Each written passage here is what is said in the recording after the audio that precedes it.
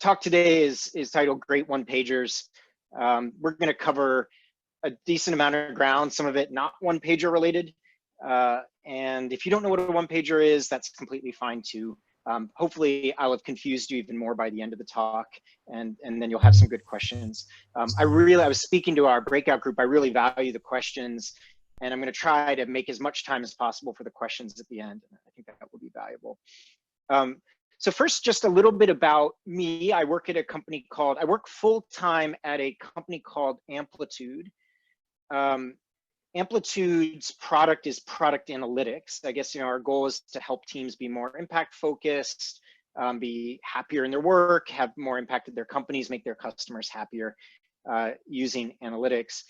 It's a little bit of an odd role. My title is product evangelist, but I don't talk too much about our product. I love our product. Actually, someone from our support team said, joked the other day with my boss and said, well, John doesn't use our product. And she said, well, actually, John's a power user of our product all the time. He's one of the people who really know how to use it. So I surprise my own company sometimes, even being on a marketing team.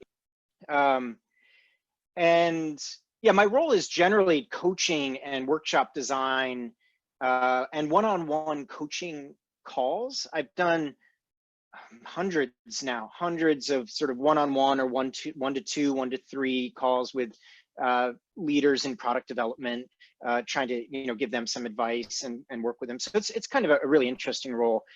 Not quite as hard as being a full-time consultant as some folks are.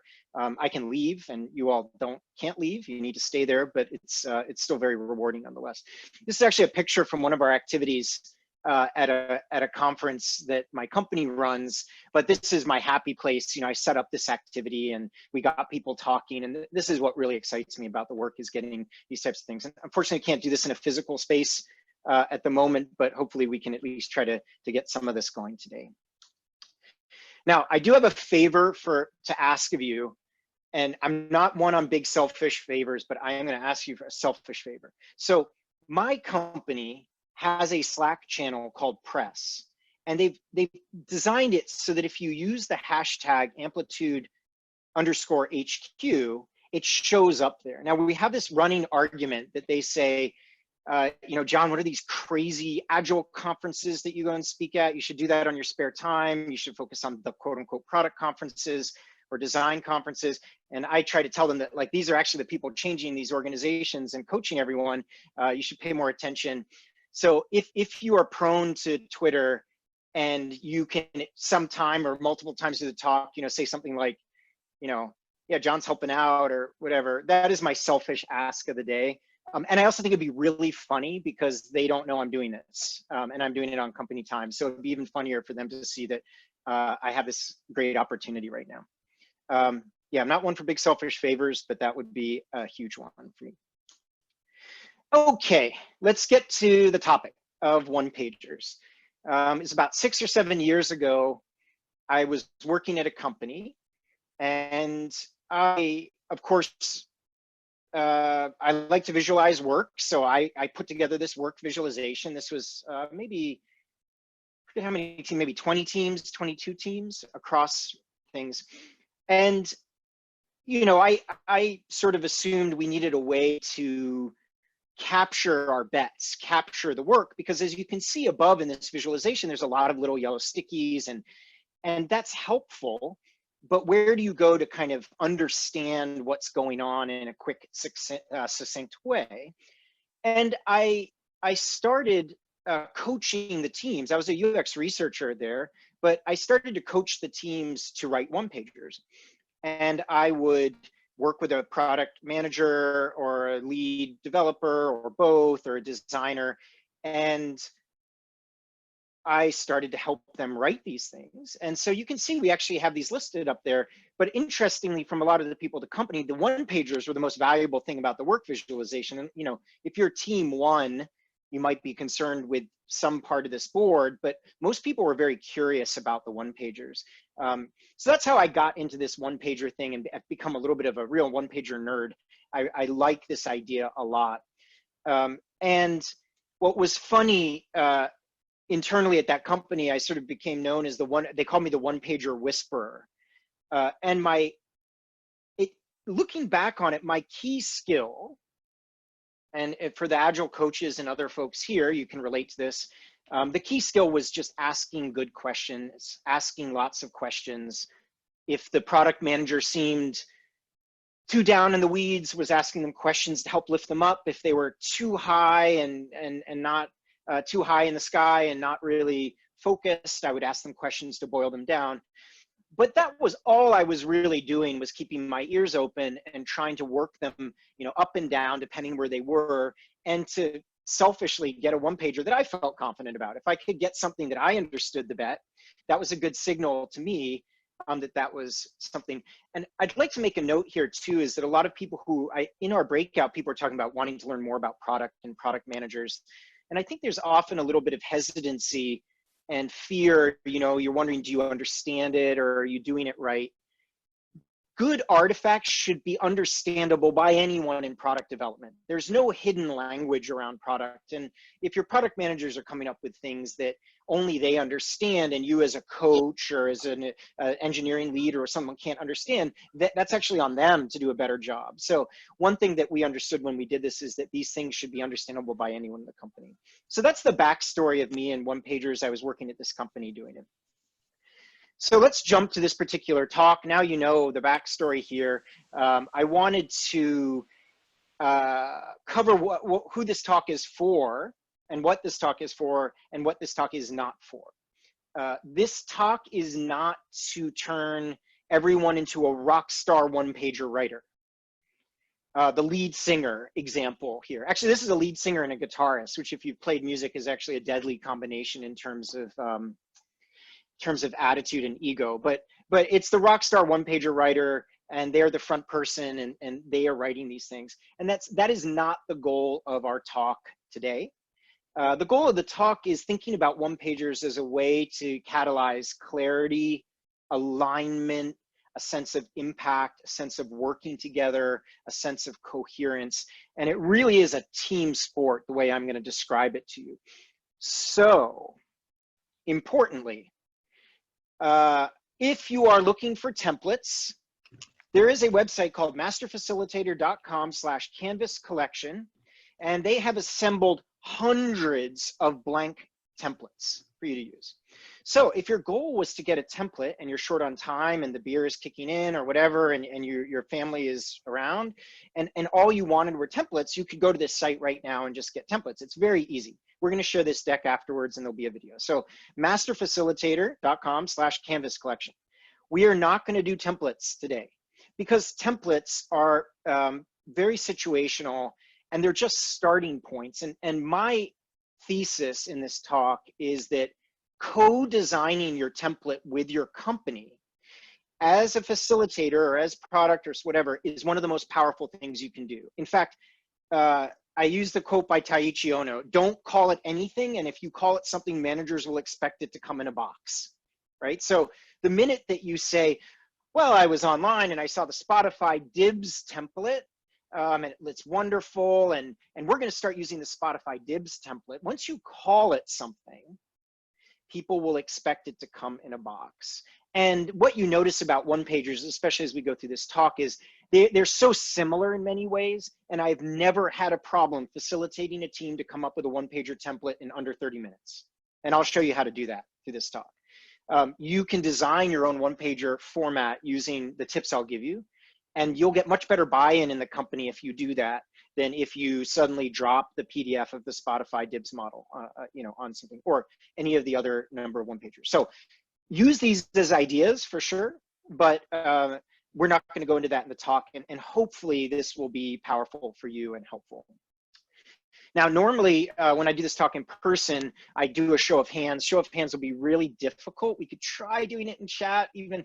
I know Webinars has a hand raise feature, but the Zoom normal call doesn't. But let's go through these questions because I want you to think to it yourself, and then I will I've done this talk enough times, and I know the general percentage, and it comes out pretty much the same every time. So, so question one is, in the last 2 weeks, have you spent time writing a product brief, one-pager, or strategy doc? Maybe try the chat. If you have, write yes or something, or why, or maybe we get a sense of it. It's going to be really difficult to do in Zoom, but you get the idea. Now, the second question for you to consider is, in the last 2 weeks, have you actually spent time commenting on someone else's document, looking at someone's Google Doc, providing comments, suggesting, etc.? And the third question is, do you have a structure in place to review product decisions, and do you actually review these product decisions? And the final question is that, did you try this whole one-pager thing and then you sort of lost it as a company? You thought, oh, we're going to do this, it's going to be great, we're going to try one-pagers, and then and then you abandon the effort. So consider those questions for a second. I'm going to explain to you what the general percentages are, which are very fascinating to me. So whenever I ask this, about 80 to 90% of people say that they have spent time writing a product brief of some kind or looked at one. And around 70 or 80% have actually commented on them. They've been sent the link in Google Docs. Someone has invited you. We all know what we do with those links. Nothing much, but people at least have spent time looking at them. Now, question 3 is incredible. People put Silicon Valley on a pedestal and say, oh, we have to copy what you do in Silicon Valley. But I did a meetup in the Bay Area recently, and for Q3, less than 10% of the people there said that they had any structure in place to review a one-pager and ask how the thing turned out. So that should give you an opportunity. I think this is an opportunity to work in a different way. Not many people do that, and it's very powerful. And actually, usually about 20 to 30% of people say something like, well, I think we do one-pagers, but no one even pays attention to them. It's like zombie OKRs. How many companies do OKRs and they're zombie OKRs? It's like the running of the bulls every quarter to fill these things out, but no one actually cares about them. So that's generally the breakdown here. But you can see that a lot of people are involved in these, but not many people review them. And a lot of times this fails. And that's why this talk is hopefully important. Now, I wanted to start with a quote that I think is extremely important and something I've been thinking a lot about. And let me see. If someone could find that call and try to mute it, that would be helpful. Oh, perfect. Okay, great. So this is a quote from the Glossary of Human-Computer Interaction, and it should really kind of set the stage here for. I've also lost my mouse, but I think I should be able to advance slides. Yep, okay, so we should be able to go here. So you can read this quote, and what it generally says: forcing function is an aspect of design that prevents user from taking action without consciously considering information, and it forces conscious attention upon something it brings to consciousness and deliberately disrupts the efficient or automatized performance of a task. And so throughout this whole talk, I want you to think about this quote and think about one-pagers as a healthy forcing function. I saw Alan Holub recently on Twitter said, why do we call these things forcing functions? We don't want to force anyone to do anything. And I explained to Alan, actually what we're trying to do is a healthy forcing function helps us consider things. It helps us consider relevant information. And it's something that we should use in a healthy way, not in an unhealthy way. So throughout the talk, consider forcing functions and as they relate to this. Okay. So what did people, I'm gonna use jobs to be done as a gimmick here, which is completely fine. What do people use one-pagers for? What job are we hiring them to do? When you ask enough companies, you see that there is a large range of jobs that we're hiring these to do. Some companies hire them for self-reflection. Some companies actually do them to force people to structure their ideas. Interesting use of language there. At other companies, secure buy-in. Look at the words that we're using here: secure, force. Sometimes it's about a meritocracy. The idea is that if we put things on paper, the best ideas will win. Which, if you're a coach, you'll know how that is not a given. Putting things on paper does not mean that the best ideas win necessarily, but that's the hope. Some companies describe it as a toll booth or a checkpoint or set bar. For other people, it's about making ideas better in conversations. So depending on your company, you may be hiring these types of artifacts like one-pagers to do many things. The important takeaway for this, the first sort of coaching takeaway for this is think deeply about the job that you're hiring these artifacts to do in your company, and ask yourself, whether that's the right job or whether that's the helpful job. So in addition to the forcing function quote, I'd also want to keep this in your mind as we move through the presentation. But I have a very, very overly simplified version of it. So I'm gonna take a stand in a sense and say that I think, just like user stories or just like many things that we embrace in various agile frameworks and tools, etc., that the goal of one-pagers, the North Star of one-pagers, are valuable conversations. Now you could disagree, and that's fine, but through this talk, I'm going to make the case that they're for valuable conversations. Now, I believe that there's 3 inputs into valuable conversations. You need psychological safety, you need insights and feedback loops, you need information, you need a shared vocabulary. So one-pagers actually help with all 3: psychological safety, insights, and shared vocabulary when done correct. And I believe that if we have valuable conversations, we can have better, better performing, happier teams. So my job that I'm going to focus on in this talk is one-pagers as a catalyst for valuable conversations, as the sort of North Star that we're shooting for.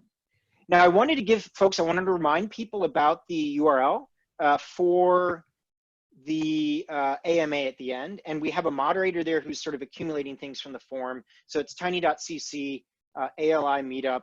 And if you want to remind my company that I'm not like slacking today, although I should probably be playing with my kid too. It's hard working at home all the time. Let them know as well. So I like to start with anti-patterns a little bit because I think it's helpful to know kind of the wrong direction to go, and we like the drama of the bad stories as well. But I don't know if anyone can relate, and if you don't do one-pagers, just think of another artifact in your company, and think of this type of dynamic. Hurry, hurry, hurry, everyone. We need a strategy. I need to know what you have on your mind. I need to know what you're thinking. Great. The other one, this is great for Tech Debt Month. Hurry, everyone. It's our only shot to work on Tech Deck. Please tell me everything that you need to do in the next month. I need a strategy presentation. I need it fast. Or one of my favorites, well, we need to stock a year's worth of work. We just need to have that in there. So hurry, hurry. Your one-pagers are due on Monday. Here's the template. Go. Everyone do your one-pagers. The review board will get back to you on your documents. You'll get a big approval stamp on the things.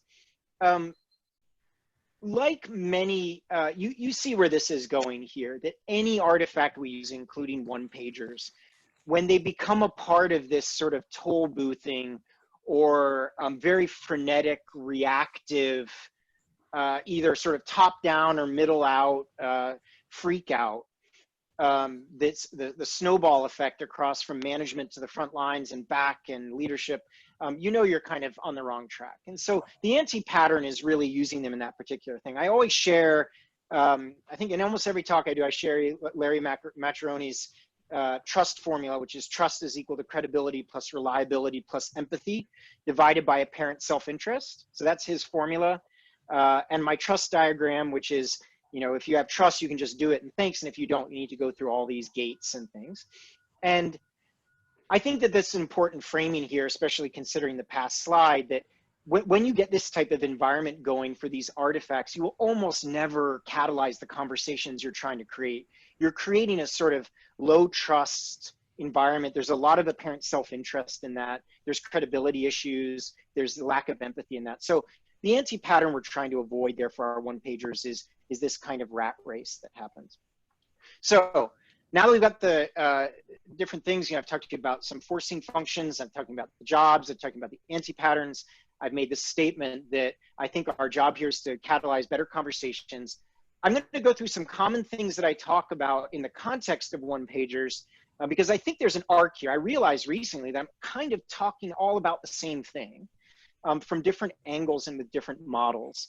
But I think that it's incredibly important as we think about something like one-pagers. So the first is this idea of bets. I talk a lot about bets. And here's why this is important when coming up with these artifacts, is that in a lot of organizations, someone will say, well, that document is to state the problem. And that document is to state the solution. And that document is for the opportunity. And that document is for the intervention. And that's only for the strategy. Now, the thing that I've learned, especially with one-pagers and teams that really seem to use these artifacts really well, is that the team is free to create one-pagers for a full range of bets. And here's exactly what I mean. You know, for one team, they might have a very big bet about something that they expect will happen over some period of time, or a big shift in the landscape, and that could be a one-pager. In one organization, you might find a very prescriptive one-pager, you know, build exactly this, or a very descriptive one-pager, you know, we think the problem is this. In some companies, you might have a one-pager that represents an upfront gamble. You know, we have to build this. This is just exactly what we need to do, and it's a one and done bet. And in other parts of the company, you might be able to change the bet over the time. And you even get things around bets around technology landscapes. For example, if you do strategy mapping or Wordly mapping, or you think about ecosystems and how technology is developing, you might have a bet or a belief that something will change, you know, that maybe data streaming will become easier, or we'll all use Kafka or something like that. I don't know, whatever your thing is. And that can be captured in a one-pager as well.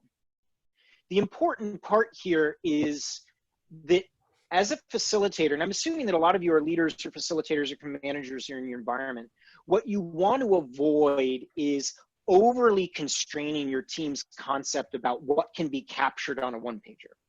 And this is the problem with the templates that we get, is the templates often force people to only make one-pagers that are solution focused, or only make ones that are opportunity focused. So I find the word bet here is very helpful. But the takeaway here is that if you're doing this correctly with your one-pagers, it's a very sort of flexible structure that people can use for different types of bets. You know, ranging from, I think this is going to happen in mobile SDKs for iOS in the next 5 years, to I really think we should make all our button pixel radiuses 3 pixels. Those are both bets, but they're just very, very different.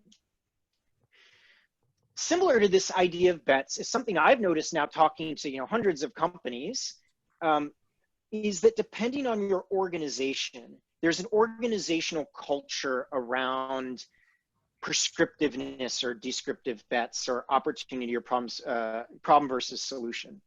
And in some organizations are more like the left. It is literally a blueprint. And in other organizations, you're dealing with, you know, you're literally telling the team somewhere over their team is an oasis, and you must walk across the sand to reach the oasis. And something I've learned is that this is not something that's you're gonna snap your fingers and it's gonna change one day in an organization. You don't show up with a one-pager template and say, everyone, we're doing opportunity bets. And if your organization tends to be more like the one that operates on the left, you're just not going to get the traction that you think you're going to get. And if you try to go and your organization is only dealing in these march across the desert bets, and you go with very prescriptive one-pagers, that's not going to work either. So you need to take, in addition to sort of understanding all these sort of various types of bets, you need to take your organizational culture in mind. Now, I really like this quote. I know there's a lot on this slide. I've gone sort of back and forth with Ryan Singer from Basecamp. I liked Shape Up the book. And I think it's a helpful example of many sort of practices that we know in the Agile community, some, you know, that are almost 20 years old or 30 years old. So this is Ryan Singer saying, like solutions with no problems, sometimes companies bet on problems with no solutions. We really need to make it easier to find things on the message section. Customers are complaining about it. That's not ready to bet on. A problem without a solution is unshaped. Giving it to a team means pushing research and exploration down to the wrong level, where the skill sets, time limit, and risk profile are all misaligned. And you can see below that the one-pager for Ryan, you know, framing this bet is literally marker drawings of a sort of information architecture, a fat marker drawing of those things. Now, that's interesting to me, because there are definitely companies to the left of that. There's definitely companies that are way more prescriptive than Ryan or Bean, but honestly, there's companies way less prescriptive. This is pictures from my career on the right, working with a group of developers and designers and visiting a customer together with no concept of what the solution was yet. We're literally visiting a customer, and these are developers and designers, and we are designing together.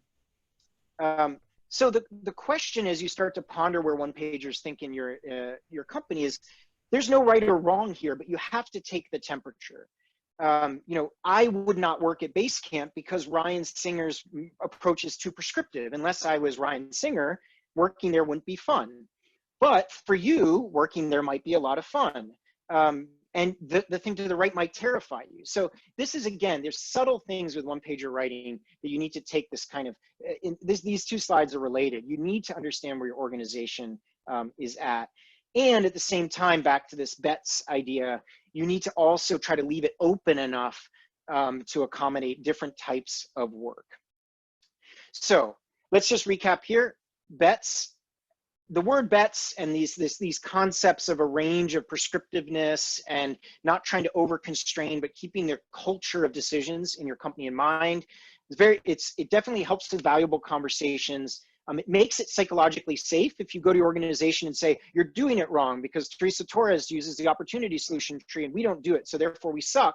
That doesn't create psychological safety at your company. I think that's a great method, by the way. And we also, bets helps us with a shared vocabulary that is not overly restrictive. So the to-do item, on Monday of next week is, before going and saying we're going to do one-pagers and they're going to be problems versus solutions or whatever, maybe just use an open word like, we're going to use our one-pagers to frame our bets and listen to your team and see where they want to play with this and see what bubbles up. And that will help the teams work better. Great.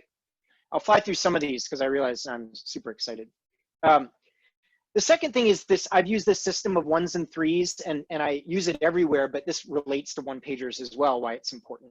So imagine you have a farm. This is a picture of a farm, and you could, for the next 3 decades on this farm, you could be trying to create a thriving family farm.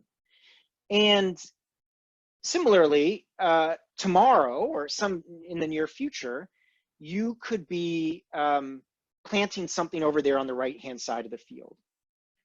All of this work is going on at the same time at your company.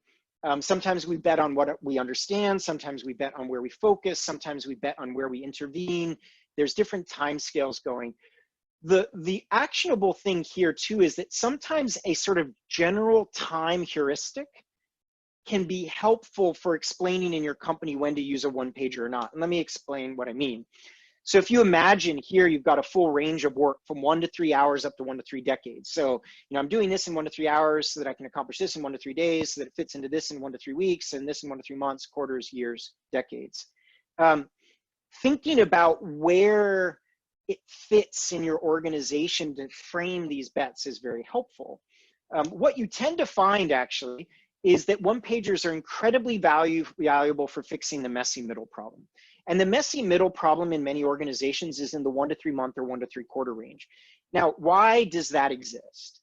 Well, first of all, people come to work and they're going to work on something. So you've usually got your 1 to 3 hours and 1 to 3 days stuff kind of dialed in. Now, some people don't, and that's a hard place to be in. But in the most place, Jira will take care of you. Trust me. Jira will take care of your work there. Now, the CEO of your company or the head of product is the person responsible for creating these.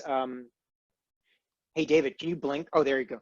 I'm going to use David to see if my screen is not frozen because my mouse is frozen, but my keyboard works. So every once in a while, Dave, you need to blink. And then I know that because you're at the top of my screen. All right. There we go. He's blinking. That's good. Now, the CEO of your company is being asked every single quarter and every single year to come up with the slide that talks about the big bets of the company. So that exists. My proposal here is that one-pagers are helpful for fleshing out these sort of 1 to 3 month and 1 to 3 quarter range bets. And like I said, you need to take into account the culture in your company. But if you're asking, oh, where's that sound come from? If you're asking people in your company to write these one-pagers for your 1 to 3 days worth of work, that's going to seem terribly, terribly, terribly restrictive for them. And it's going to be a process hoop that doesn't really work. So usually in my mind, 1 to 3 months and 1 to 3 quarters actually works pretty well. Maybe even 1 to 3 weeks, depending on the organization. Now, I hate to break it to everyone, but this is not going to be the only thing that you're going to end up writing. And when I coach teams, I use this framing. You should be able to describe your 1 to 3 hour things in 1 word, your 1 to 3 day things in 1 line, your 1 to 3 week things in 1 paragraph or a tweet, your 1 to 3 month stuff in 1 page. your 1 to 3/4 things in 3 to 5 pages, and the big bets of your companies in 5 pages that you could hand someone new in your company. So 1-pagers do not get rid of, they're not the only documentation stuff you're going to do in your company. And what you notice is this creates a narrative. If you have to, if your company strategy changes every year, trust me, you have time to read 5 pages. But if your company strategy changed every 3 hours, you would never have time to read 5 pages. I think we in the Agile community get really, really down on documentation and writing, but it's a great skill when done well, and when people tell good stories and not used to club people over the head with. Like, this is helpful stuff to give framing. And if you just need the minimal amount of storytelling to be able to create coherence in your company. So, what would this look like in reality if you got this all dialed in? Someone on your team would be able to go from, ACT 1252 all the way up to the big company bet in a couple steps. I'm not going to go through this one, but you get the idea that we're going to predict autofills on a form, which will help us do this more effectively, which will help us retain these larger customers, will increase recurring revenue, and then market to larger prospects and do these things. So you notice that a 1-pager is one part of this story. It might be the 1-pager on retain large accounts with in-house bookkeepers. That feels like about the right place that you'd want to include the 1-pager.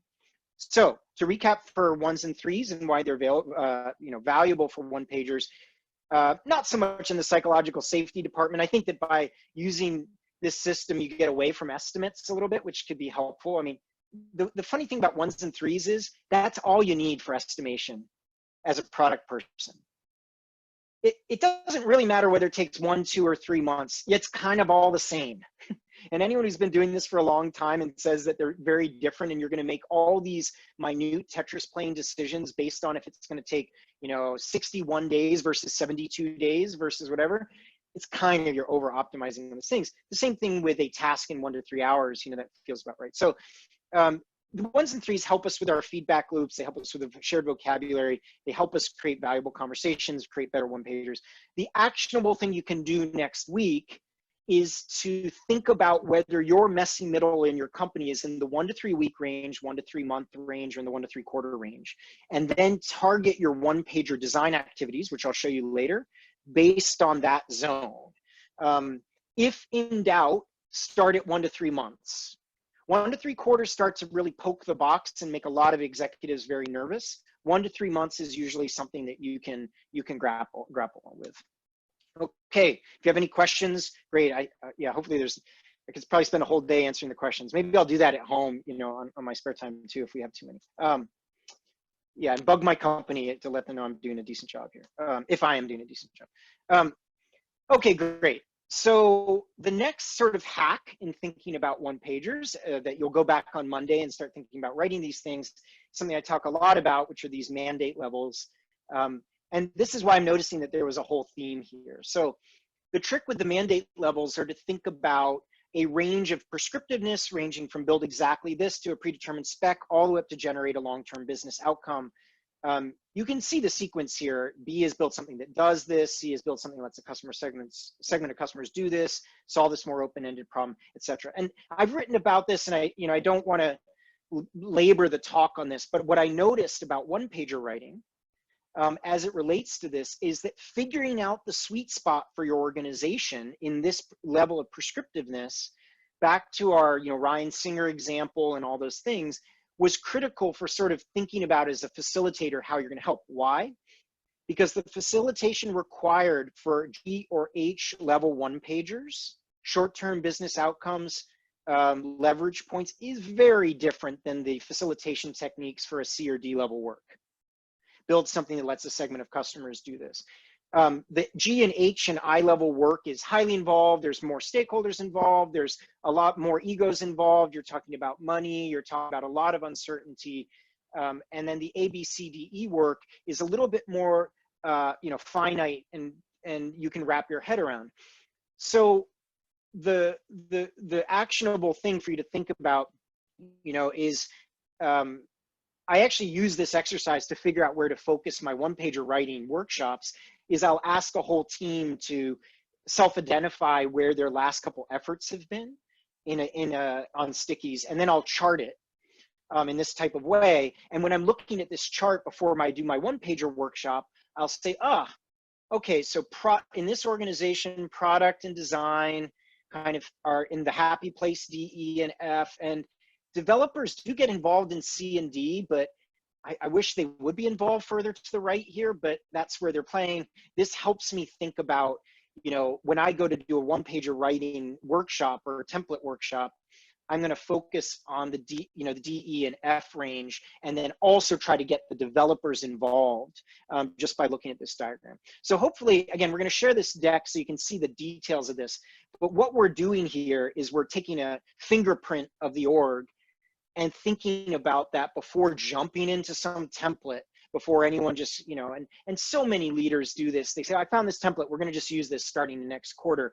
And they never think holistically about how their teams operate. So if you can incorporate these ideas into your coaching or your management style, you'll already be way ahead about how a lot of teams are doing this. I always show this because interestingly, some orgs are structured almost on these levels and some are structured in with a lot of overlap. Even this helps us though, because we understand who we need to invite to the one-pager writing workshop and who we want to try to get involved. So org 2 has a lot of experience with the overlap in the messy middle of E, F, and G work.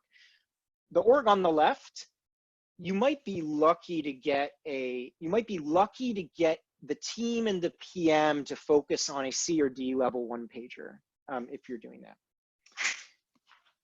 Let's see 1 second. My landlady might come in to do her laundry, but if she does, I'll ask her very nicely not to start the washer, but you'll be able to meet Marcia. She's very nice. So anyway, you get the idea. Here's a range. You'll get this deck, and so you can make use of it. But I wanted to, go back to our guiding light here. Mandate levels are incredibly important when thinking about one-pagers. They add psychological safety because they help having difficult conversations about decision boundaries. They help, not as much in the insights, although they do help you figure out what to measure. They definitely give you a shared vocabulary that didn't exist, which helps you have valuable conversations. And in terms of your one-pagers, it allows you to figure out the sweet spot for where you need to be. So hopefully what I'm doing too here is if you have not facilitated for product teams, I'm almost walking you through the thought process of a facilitator, of the pre-work and the thinking that you need to do to be successful at this. Now we get to the real stuff, designing a one-pager checklist. So now you've done those other things, you figured out where your organization is, what's next? This is way, way, way, way easier than you would think it would be. And I'm always amazed at how quickly a team can come up with a template in under an hour. What we do is we start on the left with the prompt. I'd like you to think about 10 initiatives from the last couple months at the level that you thought of the initiative. So if it's the PM, they might have thought of it differently. And I want you to plot it on this complexity and size scale.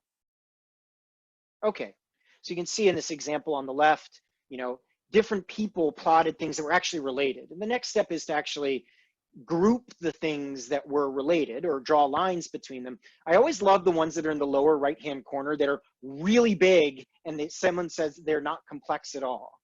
And the question is, that's interesting. You mean it's a massive project, but it's not complex? Oh, no, it's a done deal. It's just going to take us 3 years to do it, but we know exactly what we need to do. It's huge, but we know exactly what we need to do. That's why I put the question mark there. Maybe suggest to them that there's more to that effort than they think it is. The second step of this is to actually group these by the shape of the work. And so what I mean is you will notice similarities between the efforts in terms of either their mandate level or their bet type or who's involved. Some things involve UX research, some don't. Some involve new personas, some don't. Some are new product efforts, some don't. But you generally do a grouping. If we're sticky people, obviously, in the Agile community, so we know how to use the stickies. So you kind of get this idea. The next prompt that I use is very basic. And the question is, what must we eventually, it's super important, the word eventually, it's not now, what must you eventually know about this work to make great decisions at the right cadence? Now, if you ask that to a cross-functional group of people and different people in the organization, it has an incredibly powerful effect. we're not saying what must you know now. We're not saying what must you know now so you can secure your big annual budget, and project will go wrong anyway. You're not saying to them, what must I as your boss be told? You're actually telling the people doing the work and asking them, what information do you need to make good decisions at the right cadence for the work? It's a powerful, powerful question, because that one question unlocks this. And I'm not going to read through it, obviously, but you can get the idea. This question unlocks in 5 to 10 minutes this. What's the size of the effort? What's the cost of being late? What's the ability to measure impact? Do we have data on existing usage? Will this impact current customers? What's the type of design work involved? Is it new feature development? Is this a Band-Aid fix? What's the customer visibility? What's the urgency? What's the collaboration model? What's the learning goal? What's the permanence of this? What risks are we willing to incur? Is this connected to core strategy? Oh my God, what tech are we actually using here? Who in the org needs to even see this? Is this underground, or is the whole org going to know about it? I love PIA factor, fun factor. This is literally from an exercise that someone said, we need to have a pain in the ass factor on our one-pagers. The next person said, we need to have a fun factor on our one-pagers. I like the one, this is a do not disturb. We need to have whether there's a do not disturb button on this one-pager. So you see how creative the teams can be with this. It goes from this question, it goes from generally them understanding the work and the shapes of the work to this question, to this framing. And then you have more than you could ever possibly deal with. The critical part is that this is, when I was a UX researcher, I would be waving my hand and saying, oh, we need to do 4 weeks of research on this. And I would say, no, Agile, we never do upfront research. What are you, crazy? And then, then I'd say, yes, but, and I had never gone and said, you know what, for these types of efforts, it is actually important for a UX researcher to learn a little bit about what we're doing. But I never framed my ask for the team that way, and I was always denied that effort to do it. So you get the idea why it's important to ask about decision making. Now, the other thing that comes up too when you do this is, I've written this post called 40 roadmap item questions, and you can see the URL down there. But if you're having trouble with the team coming up with questions, these questions can sometimes be funny, which is, the framing here is, if the one-pager is doing its job, we should be able to answer these questions. Like, would you bet $10,000 of your own money on the success of this effort? That would be a great poll to run with ALI one time. How many people are working on something that they would bet $10,000 of their own money to maybe double it or lose everything? And then what would need to be true for you to increase or decrease your bet by $1,000 or $0? You can see these games that you can play, but if you're having trouble and people are not kind of understanding it, sometimes these questions are another way to kind of guide your one-pager. In fact, I've seen teams with just questions on their one-pagers, questions like this. So hopefully what I've done here is that, so let me explain when I say checklist what I mean. You will have a huge list like this and realize that at the end of the day, you're really talking about 10 things. It will be relevant to the shape of work in your company, and it will be relevant to the people who must make decisions. It's not Spotify's dibs model, it's your company's one-pager thing. And from that, you will develop what I would call a checklist. So, if the one-pager is doing its job, it will answer these questions and cover this particular ground. So, what does this do, and what can you do on Monday? First thing, this is very great for psychological safety. It kind of breaks down the barriers for people about, problem versus solution, or that's my job or your job. It helps people talk about the decisions they need to make and the work they're doing. It's great for feedback loops. It builds a shared vocabulary. It improves valuable conversations, which you can capture in a one-pager. And, so hopefully this checklist idea is where we move next in our journey to the one-pager format. Now, I'll go really quickly through these, because one thing that I've noticed with teams is that they do everything I've just mentioned, and then they tell me, you know what, John, it takes us weeks to finish one-pager. And I'll ask them, well, why? They'll say, well, I have to go and talk to this person, I have to go and talk to that person, I have to understand our company strategy, and I never heard about our company strategy, and and I said, well, it's just one page. oh, but it's taken me weeks to do. The anti-pattern there, and the thing that you might need to do if you've gone through these steps, is to introduce another layer. And what I would call, I use this Northstar framework, but something like the Northstar framework, what that does is it creates the framing above the one-pagers, which people can help plug their one-pagers into that framing. So if you find that your one-pagers aren't really working, or they're not really in alignment with the stated or implicit strategy, you'll need to, as a coach, go up and try to figure out what that strategy is. And I saw some of the names on this call. We've either done these workshops together, or I've helped you run Northstar workshops in your company, which has been very rewarding for me. But the message here is that if you're finding that your one-pagers aren't really hitting the mark, you may need to jump up and come up with your 3 to 5 pagers. What are the inputs you're trying to move? What's the North Star? I'm not going to go into the North Star. I can give you an example. Like in Amplitude, we have weekly learning users as our North Star. We have these inputs, activated accounts, broadcasted learnings, consumption of learnings. But the important part here is that it's way easier to write a one-pager to improve activated accounts than it is to come up with a one-pager from thin air, which is what a lot of companies do for OKRs and other things. You know, you're empowered team, come up with your OKRs. Meanwhile, you've got a very passionate team. They'll say, well, what's your bet? Where do we plug in? And there's not that exchange. So by using something like this, and a big visible board like this, in this board, every gray box is a potential one-pager. And so hopefully again, I don't want to go too in depth. I wrote this book about it called the Northstar Playbook. You can get this book. It's free, and it's about 12,000, 14,000 words. There's some videos in it, and I'm proud of this first book I ever really finished. So I've written a lot, but blog posts apparently don't get you ready for the whole hardship of finishing a book. So I don't want to get into the details of Northstar Framework. I'm just making the very clear point that you may do everything I mentioned, it may fall flat, and what's missing is encapsulating the company's strategy in a way that people can wrap their head around it to write the one-pagers. So the persistent value creation model, it's mostly about shared vocabulary, it's about insights and feedback loops. And once you can clarify this model for your team, the one-pager writing becomes a lot easier. It's a lot easier to have valuable conversations about it.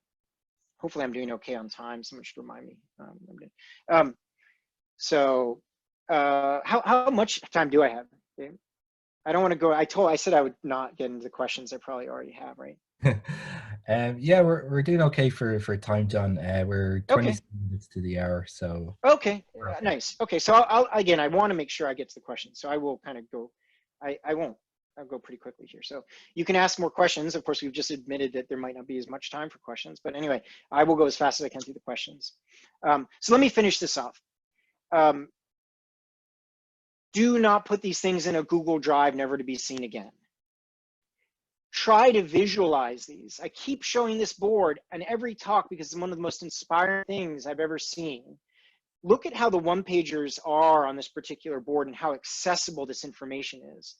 When someone wants to learn how to write a one-pager, they don't have to, go and Google my blog post. They can go up to this wall at this company and see how other people did it.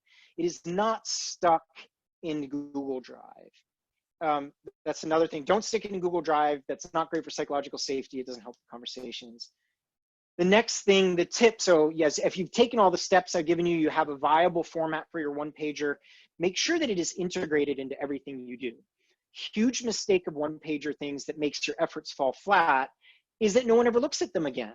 I have a picture of the one-page. Oh yeah, this is my Google Drive. This is one-pagers everywhere. No one's ever gone back and looked at these things, right?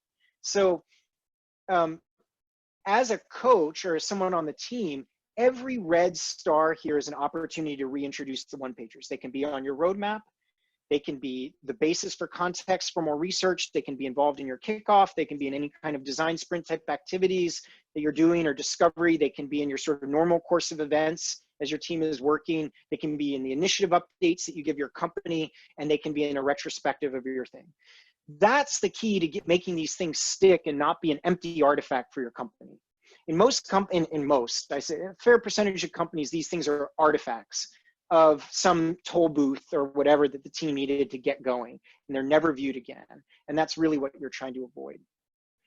So, I try to make it really big here, but if you can work this into everything that you're doing, you can involve the team in writing these together. You can involve the team in workshopping these. You can put them on the roadmap that you have. You can include them in decision reviews. You'll make this stuff stick a lot better.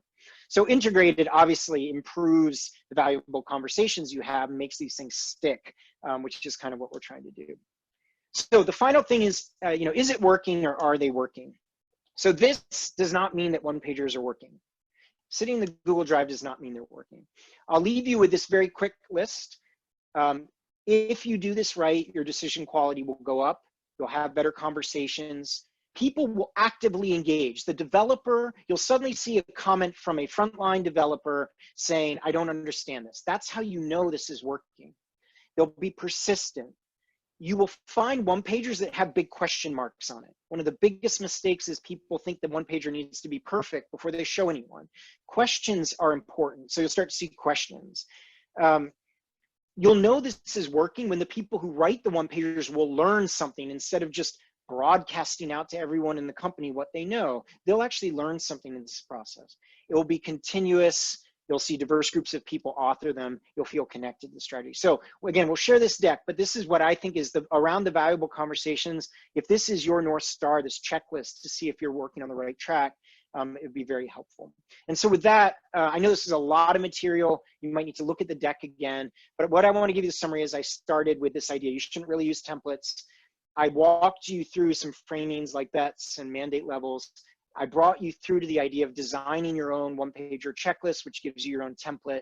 Then I talked about how to integrate them into how you work. I said that you could go to the Canvas site if you just need a template. By all means, go and do that. And I finished with what would it look like if this was working. And so hopefully this was helpful to everyone. I'll try to jump to some questions. This is going to involve me regaining control of my mouse. So we'll see if my machine is just not mouseable or has decided to not work. If anything, I'll be back on the call in a second. Let's give it a go. Oh, I just need to press exit. There we go. Cool. All right, I am off screen share and I have access to questions in the Ask John Anything stuff. Cool. So Dave, I should just, did I get it right? I should go to the grouped questions tab and just start going through them top to bottom, or? Oh, yes, perfect. please, John. Okay. Yeah, that'd be great. Awesome. First of all, I think thanks very much. That was an excellent talk. Thanks so much again for your time. Oh, my pleasure. Yeah. And great, congratulations on the launch of your new book as well. That's new book. It's when it's your only book. There's no new book. It's just the book. I've started reading it on my weekends and I'm enjoying it so far. So definitely highly recommended. So I do see some questions that have come through the Google Forms. We posted the link again, so I'll just give everyone another minute. Okay. If you want to ask John a question, it's tiny.cc/Ali Meetup. And thanks to Anthony who was grouping those in the background. I see some good questions coming in on mandate levels and org design. Interesting one on lean UX. A bit around that one-pager workshop. Bit around career advice. Buy-in for one-pagers as well. So there's a few good themes emerging there. So we'll just give everyone a few more seconds to ask their question. Tiny.cc/Ali Meetup, and we have 21 minutes, so we were pretty much on time. Now, and if someone could tweet to Amplitude HQ that John is hungry and that you need to send him takeout food before the marketing leadership meeting, which I have to go to and facilitate our marketing leaders for an hour and a half after this. If someone could do that, that would be really good. Just say, get John, deliver him lunch before his next meeting. That would be really good. Sorry, I'm taking the jab at my own company. If you can see, this is fun to do. That would be great. Okay, I could just start. Shall me just jump into some of these questions? Sure. Oh, perfect. Yeah, okay. Darren asks, companies, at least on this side of the pond, seem to be reluctant to provide an on-ramp for those with no experience of product management in this role. What would you suggest is the best way to get started as a product manager? Okay. This will surprise people, or maybe it won't, but the number one factor in how hard it is to on-ramp into being a product manager is the rest of the organization. You know, a lot of what we see is the sort of popular images of product managers, and you know, all these complex things they're doing and talk about strategy and things like that. It's actually that they're in these organizations where all the burden goes to them to figure this stuff out. And versus in other organizations, like I worked at a company here in Santa Barbara where we could take a junior developer out of college and in 2 years make them a pretty decent product manager and a developer. They could product manage their own team if they needed to. So I think that, Darren, the difficulty I have with answering that is the best way is to find an organization that seems a little bit more evolved in that area. And so that's easy advice. I don't mean to give you the given, but you mentioned on this side of the pond, and there is this thing of no experience in product management to get in the role. I definitely believe that if you are internal in a company and you're doing customer success, customer support, UX, engineering, any of those particular roles, the best way to get into product management is a shift internally within the company. And the reason why that's good is also you get to see the culture of product in that particular company and form fits that company.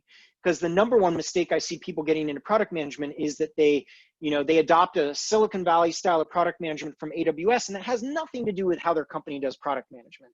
And then they're sitting there and then they're like, oh, I have to leave my company or I have to do anything. So Darren, if at all possible, especially we have someone from our customer success team at Amplitude, Kate Adams, just transferred in from customer success over to product, and she's doing amazingly well. So I would look for that, I guess, lateral move or whatever internally as your best bet to do it. Mandate levels.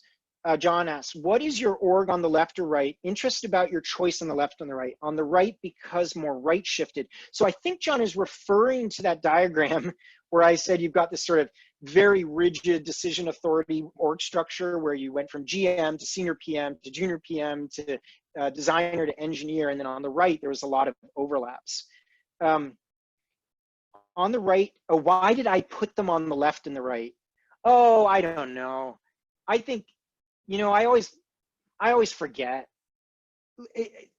What I've learned is that Kanban boards become power plays. So you got to get to the left, you got to shift left, and you got to shift right. And so I get confused about that all the time. And so I had no rhyme or reason to why I put them on the thing. There's right shifting, there's left shifting. I can never keep track of it. Okay. So looking at the graphic, the A, B, and C mandate levels, what would be the ideal picture in your opinion? Here's the reality, is that for lots of teams, especially people who have not done this a lot yet, just getting in the groove of C, D, or E level work is difficult. Anyone who's a coach, I see this a lot from Agile coaches. They're saying, look, I've read about product, but my team is not like that team. And then some writer told everyone they need to be outcome oriented, not output oriented. And now we've been floundering for 4 months. How do we do this? Like they're like a fish out of water. And so I would say that this has to do with the where the team is at in terms of learning in the other part of the organization. And so that if you can nudge a team up to C, D, and E level work and have the PM working alongside the team instead of just lobbing prescriptive things down on them, you're doing a lot better than a lot of companies out there. You need to be, I feel bad because I write a lot of things that, put stuff out there as the be all end all solution to things. And the more teams I meet, you understand that this is so hard. Product is really hard. So if you can get a team in that, CDE level work or D, that could be a huge win for that team. Hopefully that helped, Hodai. It's very contextual. The ideal picture is the picture that makes continuous improvement possible. What you'll notice is that when you try to, I'm sure someone can relate to this. Oh my God, we're a bank. We've heard about product thinking. Now we have 400 product teams and 400 POs, and everyone's going to be outcome oriented, and we're going to do this thing. And then it fails, and everyone's like, well, that product thing sucked. You're never going to do that again. And that was obviously not a safe place to start for that company. Like they needed more support. And now look at that company now. They've rolled backwards like 10 years. Anyway, I'm not going to name the company. Great. So John says, I'm trying to figure out what's the overlap with lean UX. Do you interface it with your approach? Seems like another way to skin a cat, so to speak. Is the emphasis on bets where your approach emphasizes risk more clearly? So for, lean UX is its own whole movement. And actually, I am a huge fan of Jeff.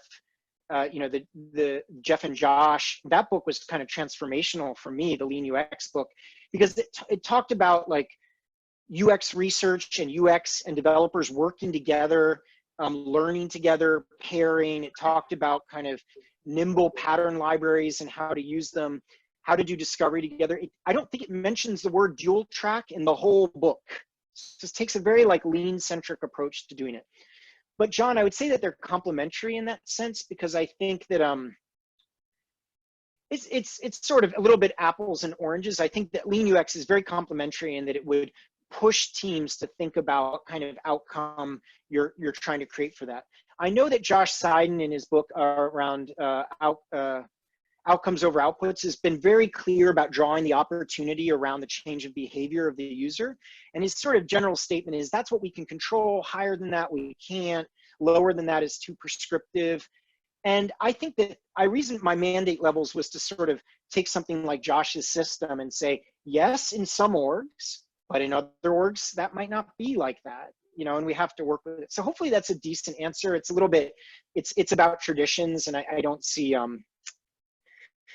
it's apples and oranges, but they're complementary. You can't be apples and oranges. You can, of course, be complementary with apples and oranges. They totally taste good together. They're just different. Okay, workshop advice. Are there any recommended workshop techniques for actually coming up with a one-pager? Yes, absolutely. So I actually talked you through how I come up with a one-pager. I maybe didn't do a good job of it, but then you come up with a one-pager format within an hour. And that was that section around first, discuss prior efforts, look at them on a complexity and size thing. Next, group those by things of work. Then pose the question, what information do you eventually need to be able to make decisions in a reasonable amount of time? Then make that list. Then categorize, affinitize that list. You're not going to answer 150 questions. And then from there, make a checklist.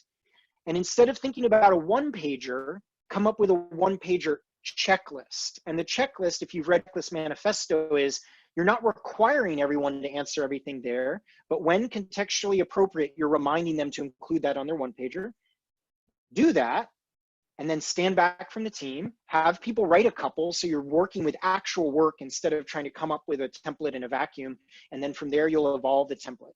The template you should use in your company is the template you use. You shouldn't use the template you don't use. So start somewhere and then adapt your template.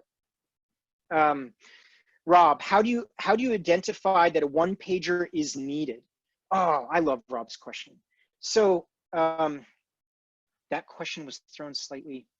Well, if I got the question wrong, by all means jump in, and you could reframe it. Maybe we got it wrong. You could jump in the chat and explain it to how we did it if I got it wrong.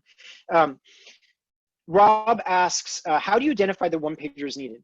I'm going to boil it back to decision quality and decision velocity. Back to that question of, are we able to make good decisions reasonably quickly to do our best work?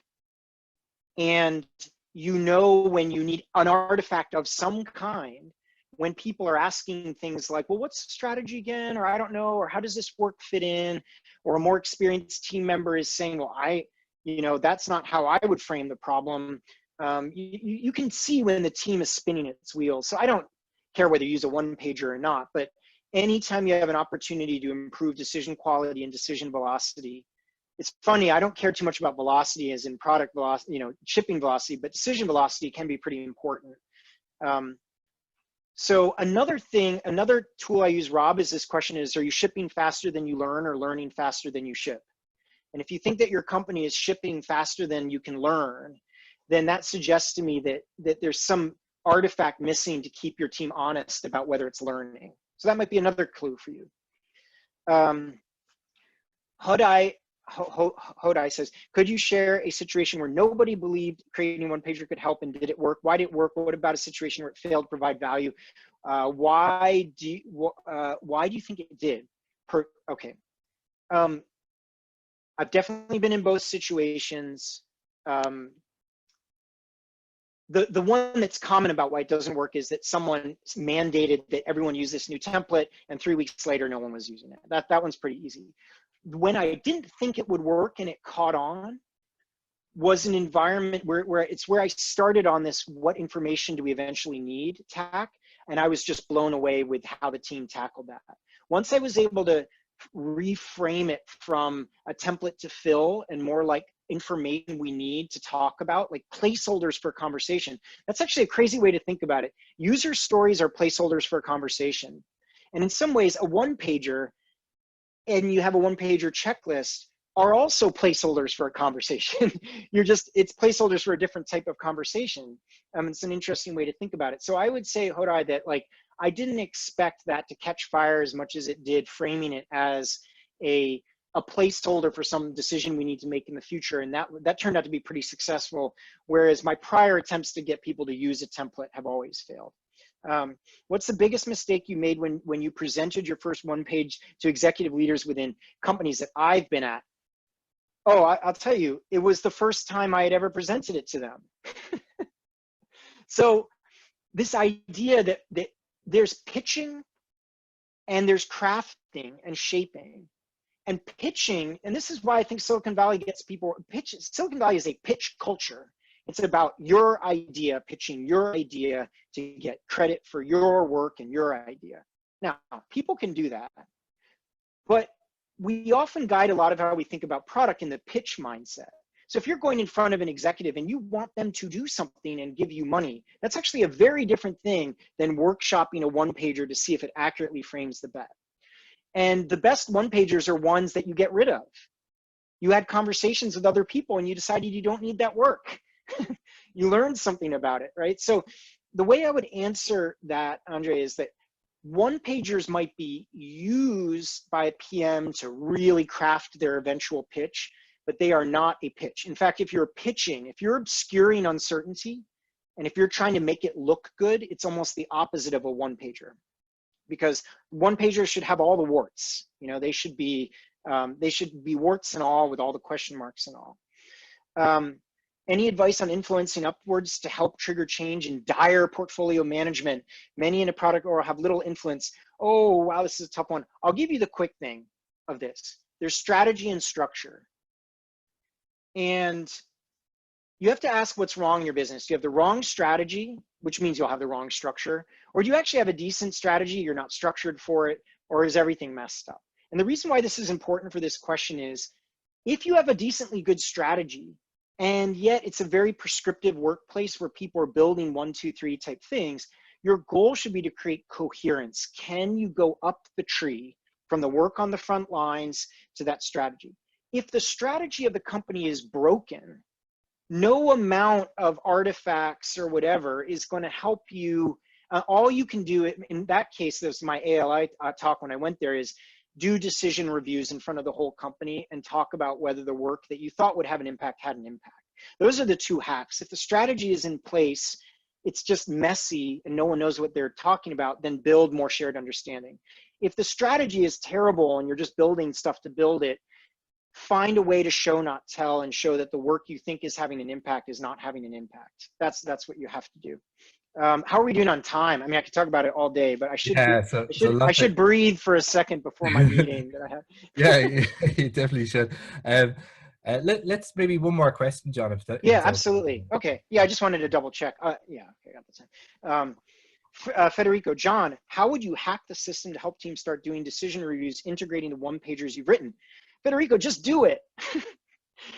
I don't know. Well, the people who were at ALI when I was there, I did the hand raise. Like, how many people would get fired if you suddenly invited people at your company for a decision review?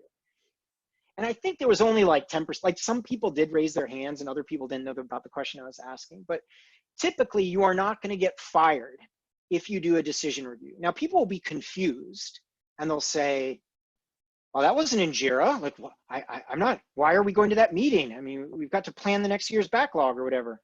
But like, you will not get fired if a team, so what you do is you have to build the buy-in for a team to be honest. And then you have to think about just enough instrumentation. I mean, this sort of ties back to why I work at Amplitude and why I believe in what they're doing. We have a major Fortune, whatever US company. And they have 6 events instrumented in their product. 6, meaning it took a developer 60 minutes max to instrument, test, make sure that it worked, and then flip an environment switch to when you put it into prod to pipe this into another project. 6 events, 60 minutes. And that is guiding decision-making for a Fortune whatever company. Now, the reason why I mention that is people will say, yeah, we do the decision review if we had any data. And that is not the blocker. You can buy, Amplitude's pretty cheap, all things considered, I think. I think we should charge more, actually. But it's not hard to answer that question. So I would start with the decision review and don't ask for permission, just do it. And then see if you get fired. And if you get fired, you're working at the wrong place. Although I understand now, since we're in a global recession, saying that is kind of like we all have to stay put. So finally, JT said, as an introverted PM, have you any tips on how to encourage a reclusive development team to get enthusiastic? Absolutely. I like talking, obviously, but dirty secret on my part is I at the end of a day like today, I have to curl up and unball, and that's me. So I can flip the switch on both of these. So I have the gift of the gab, and PMs often do that, but I also like to introspect on things and take my time. So silent brainstorming, silent pre-reads, inviting them to comment on the document, not going into pitch mode as a PM. No one will feel like they can get their word in. And, the classic leaders talk last. Like, you're going to take the energy out of a room as a PM or a leader, especially if people are more introverted and they're not going to engage. If you talk first and frame the big mission, you have to ease people into it. And I really do like the question of, what do we need to know to make better decisions? Because that resonates with everyone, I think. I love this content. Thank you so much. Thank you. Thanks. Yeah. Wow. Fans. This is great. Yeah, I really appreciate this. I know my talks are a little meta. I didn't give you the way, but hopefully, this creates an arc of models that you can use. And yeah, again, let my employer know that this was a decent talk if you want.